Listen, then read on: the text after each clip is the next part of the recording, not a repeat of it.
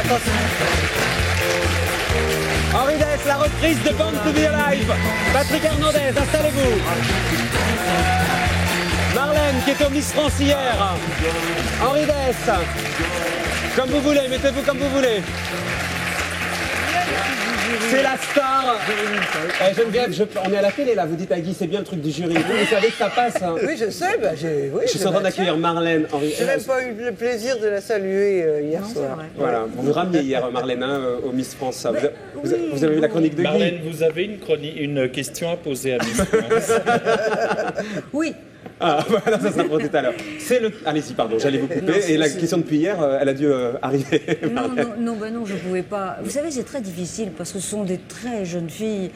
Et puis, c'est vrai qu'on leur demande d'abord, c'est une institution qui existe depuis toujours, on leur demande d'abord, le premier critère est, bon, d'être jolie.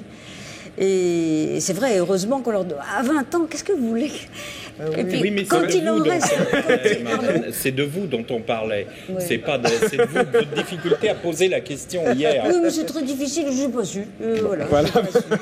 Alors, vous êtes les stars tous les deux, des enfants. Vous allez voir, Amanda, vous qui avez vendu des disques, vous en avez vendu quoi? 12 millions, je crois. Hein. Pas mal, 16 millions. 16 millions, excusez-moi. Henri Dess, lui, en a vendu 5 millions d'albums, hein, c'est ça? Bon, on arrive à 6 maintenant. Ah, parce que 6 millions d'albums, sans jamais ou quasiment passer à la télé. Des chansons. Je vous dirais que c'est la première fois. Première fois. Beaucoup. On est heureux de vous accueillir. Nouveau disque de chansons, Polysong.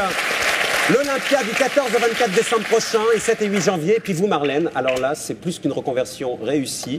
Shankar et les démons de l'eau, livre et CD. Noël est dans 3 semaines et vous en avez vendu déjà, puisque ça fait maintenant plus d'une dizaine d'années que vous êtes 15 ans. Et ça, on va parler de cette reconversion plus que réussie. Vous allez nous dire comment vous avez eu cette idée-là. Alors, l'un et l'autre, il y a plein d'écoles qui portent votre nom, j'ai lu ça. Henri Dess, vous avez affiché 35 ans de carrière, 15 albums, 150 Olympia, et des écoles, 18 écoles, 2 centres de loisirs, une crèche et une salle de musique portent votre nom. Voilà. Rien que ça. Oui. Et la première fois qu'une école a porté votre nom, vous avez pleuré. Bah, quand même. Hein. Quoi, quand même? Bah, Amanda Lear, l'école Amanda Lear, elle pleure pas, Amanda. C'est pour une école peut-être de sexe. On donne mon nom plutôt, oui, à des boîtes de nuit, des trucs comme ça. Ah oui, c'est ça, ouais. Mais je suis en train de penser que son public, à cette heure-ci, il dort, non? Mais c'est les parents qui aussi achètent. J'ai les mamans qui me regardent. Les mamans, quand même. Quand même. Non, mais c'est vrai que la première fois, c'était très émouvant. D'abord, j'ai pas cru que c'était vrai, parce qu'on reçoit une lettre officielle. Puis ensuite, on est invité. Et puis après, c'est vrai. Le lendemain matin, dans mon lit à l'hôtel, j'ai craqué. Mais après, ça a été quoi. Et vous, Marlène, des écoles qui portent votre nom, vous en avez aussi 2, hein, je crois. J'en ai que 2. C'est pas mal. C'est bien déjà. La même émotion. Ah oui, oui. Vous pensez quoi l'un et l'autre? Et puis après, on va développer. Mais de la concurrence d'aujourd'hui, on voit les petits gamins, c'est la Starac, c'est tout ça. Vous avez une concurrence rude quand même. Hein. Alors oui, c'est disons, je sais pas, vous voulez parler, Marlène? Non. Non. Alors moi, non, c'est pas que je ne veux pas parler, mais je trouve que ce n'est pas une concurrence. C'est tellement autre chose que l'on fait. Mais oui, mais sauf qu'il y a les gamins, aujourd'hui, vous avez vu, ils chantent sur... Ça vous inspire quand même un truc, Oui, mais ça non? dure 5 minutes. Tandis que nous, nos produits, ils durent plus longtemps. Ils les écoutent plusieurs fois, ils s'y attachent, ils s'identifient. Oui, c'est la Starac, le produit, plutôt. Oui, nous, c'est pas joli produit. Il ne faut pas être ayatollesque non plus dans ce domaine-là. C'est qui dit ça? Mais non, ça veut dire que les gamins, c'est aussi, on ne peut pas non plus leur offrir à Noël que vos ouvrages, enfin vos livres ou les disques de Monsieur Dess. Ils ont aussi envie d'avoir des choses plus légères, des conneries, vous voyez ce que les Pokémon, par exemple, ça a été dur pour vous, l'arrivée des Pokémon, Henri Dess? Moi, j'ai le sens. Non, mais si vous voulez, ça, il y a toujours un... Pokémon, il paraît. On me dit dans l'oreillette, vous voyez, moi je dis Pokémon, moi. Dans l'oreillette, on me dit Pokémon. Il y a une stabilité dans notre travail qui fait qu'on n'est pas trop touché, mais c'est vrai que aussi l'âge des enfants a baissé. Avant, les enfants, il y a une trentaine d'années, quand j'ai commencé, ils avaient 9, 10 ans, 11 ans. Ils m'écoutaient encore. Maintenant, à 7 ans, les petites filles s'identifient, si vous voulez, à Laurie, parce qu'elles voient une jeune fille qui est belle, qui danse bien, et moi je danse nettement moins bien qu'elle, par exemple. Oui, mais les salles sont toujours pleines. Oui, vous comment voulez dire pour moi que la télé ne vous reçoit jamais? Je sais pas, je vous pose la question. Non, mais comment vous l'expliquez? Ça fait 30 ans que vous faites ça, et vous êtes jamais dans les émissions de télé. Alors écoutez, peut-être que c'est le genre qui veut ça, je ne sais pas. Peut-être qu'on ne m'a pas fait confiance jusqu'à aujourd'hui. Peut-être parce que vous parlez avec une voix un peu douce comme ça. Il veut dire que vous êtes chiant là, mais non, moi je trouve pas, mais c'est ça que tu veux dire. Non. Vous, Marlène, comment vous avez fait pour transformer l'essai quand vous avez décidé d'arrêter de tourner, puisque c'est vous qui avez décidé d'arrêter, vous étiez la star féminine des années 70, on peut dire? 70, c'est ça. Vous avez arrêté. Qu'est-ce qui vous a fait vous mettre là-dedans? Oh, alors ça, ça s'est fait malgré moi. C'est-à-dire quand j'attendais mes filles, je lisais tous les ouvrages de psychologues français ou américains, et tous s'accordaient pour dire à quel point ce rendez-vous le soir était très important. Et j'ai obéi à la lettre, j'ai lu des histoires, et puis j'en inventais avec des événements qui s'étaient passés dans la journée, avec ce qu'elles traversaient psychologiquement pour les aider. Et elles ont fini par préférer ce qui sortait de ma tête. Ce que vous avez raconté, parce que vous n'avez pas connu ça quand vous étiez gamine. J'ai lu ça, je ne savais pas du tout ça de vous, de votre enfance. Je me souviens encore des engelures sur mes pieds. Nous étions pauvres, nous n'avions même pas l'eau. Il y avait un fossé énorme entre mes parents et leurs enfants. Nous n'avions aucun échange. Donc c'est aussi une espèce de frustration personnelle qui a fait que vous vouliez donner autre chose à vos enfants. Bien sûr, bien sûr. Ça, c'était votre enfance. Ils faisaient quoi, vos parents, Marlène? Mon père était militaire, assistant de l'assistance. Il était à l'assistance publique. Il n'avait pas donc de parents. Ma mère d'origine extrêmement pauvre, sans éducation, sans culture, que leur cœur. Mais ça ne suffit pas toujours. Ça ne suffit pas toujours. Vous avez été frustré. Vous, Henri Dess, vous avez eu une carrière avant d'être spécialisé pour les enfants. Vous chantiez pour les adultes, mais ça ne marchait pas du tout. Bon, pas du tout. C'était très... oui, ça ne marchait pas beaucoup. Non, ça ne marchait pas, on est d'accord. Vous êtes né en Suisse, vous êtes arrivé en France, vous êtes monté dans les années 60. Et j'ai lu que pendant 4 ans, vous avez dormi sous les ponts, fait la Manche, avant d'habiter plusieurs années dans un 9 mètres carrés à Boulogne-Billancourt avec votre femme. C'est ça votre... Et je me chauffais au grille-pain, mais ça, les gens n'y croient pas. C'est vrai? Oui. C'est-à-dire que le radiateur était monté à l'envers et on a acheté un grille-pain et on mettait les mains dessus parce qu'il faisait très froid. Ah ouais. Et aujourd'hui, vous êtes blindé, Henri. Ça va. C'est un business lucratif. Écoutez, j'aime pas trop ce terme, mais oui, pourquoi pas. Je veux dire, à partir du moment vous ne volez pas en même temps. Non, voilà.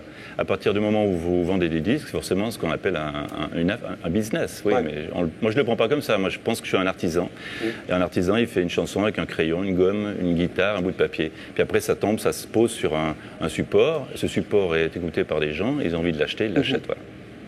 Guy, combien coûtent les places à vos concerts? Non, je me renseigne. Combien coûtent les places à vos concerts, Henri? Alors, je crois qu'actuellement, c'est à 24 €. Ah, ça va, c'est abordable. Ce qui n'est pas cher. Ah oui, ça va. C'est abordable. C'est pas cher.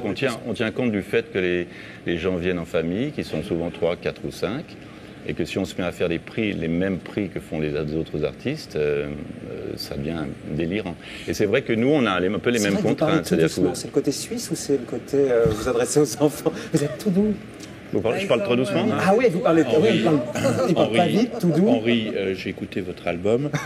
Ce sont des chansons que je connaissais. En fait, ce sont des reprises. J'ai écouté tous les albums. Là. Alors, après Sébastien, la semaine dernière, je veux dire qu'en ce moment, je vis des journées difficiles parce que je suis en train de perdre du poids à la clinique. Et je me suis tapé Sébastien en entier, Amanda Lear, le jeune...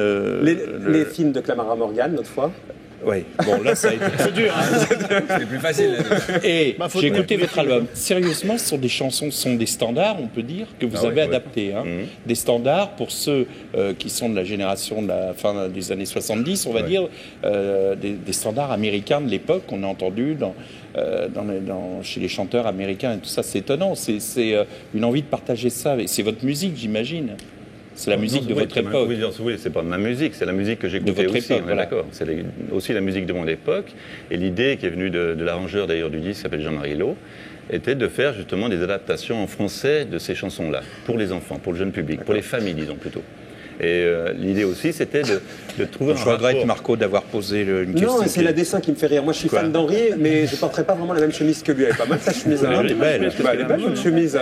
Et vous, la chanson, Marlène, ça vous branche pas? Pour enfants? Peut-être. Ah, il y a un projet. Je ne veux pas encore en parler. Ah, trop tôt. Le cinéma, ça vous branche plus? Non, ce qu'on me propose ne m'intéresse pas. On vous propose quoi? On me propose des personnages qui ne correspondent plus à ce que je suis devenue et dans lesquels je m'ennuierais un peu. Et je suis quand même assez prise par ce que je fais. Ça vous prend beaucoup de temps? Ça dépend. Ça dépend. Il y a beaucoup de recherches et une documentation. Et puis... Vous êtes grand-mère aujourd'hui, Marlène? Pardon? Vous êtes grand-mère aujourd'hui? Pas encore. Donc vous lisez pas ça encore à vos petits-enfants? Je suis pas Parce très qu'elles ont grandi. 25. Ouais, on a une photo, puisqu'il y en a une qui est célèbre aujourd'hui, plutôt belle fille. Hein, et vous la lisez. C'est qui, Marco? Regarde, Guy. Ah, oui. La grille, elle est magnifique. Elle est magnifique. Ouais. Elles ont bien grandi grâce à vos contes. Oui, grâce à mon compte, peut-être finalement. peut-être un peu. Parce que je leur en ai lu et dit beaucoup quand elles étaient petites. Ouais. Les Dorothées et tout ça qui se sont carbonisées, vous en pensez quoi? Écoutez, moi, j'ai jamais voulu dire du mal d'elle. Parce que Ah bah je elle pense- aussi, alors elle a mis les doigts dans le grille-pain, elle a retenu comme vous, alors. Ouais, c'est ça. Non, mais c'est vrai que Mais comment vous expliquez pendant toute, qu'elle la soit plus carrière, là toute ma carrière, quand je passais en même temps que d'abord le Goya, puis ensuite Dorothée, les journalistes me disaient, mais alors qu'est-ce que vous pensez d'elle? Puis ils attendaient que je les triture un petit peu, puis j'ai pas voulu, parce que je trouvais pas normal. Quelque part, il y a deux genres. Il y a les choses que je fais, qui sont des chansons que j'écris et avec un texte, etc. Puis il y a un genre, comme on disait avec la Starac, où on s'amuse et on danse, etc. Bon, ben Dorothée, elle a fait ça, puis elle s'est carbonisée. Je ne peux pas vous dire pourquoi. Mais je suis resté, je ne peux pas vous dire non plus pourquoi, mais c'est comme ça. Et vous, Marlène, vos petites filles, vos filles, elles regardaient Dorothée? Ah oui, bien sûr. Il n'y avait pas de problème. Bon, non. Bon. Très bien. Marlène Jobert, il y a un DVD qui sort aussi, L'amour nu, Yannick Bellon là-dessus. Oui, Yannick Bellon a sorti un album avec tous ses films, et dont L'amour nu.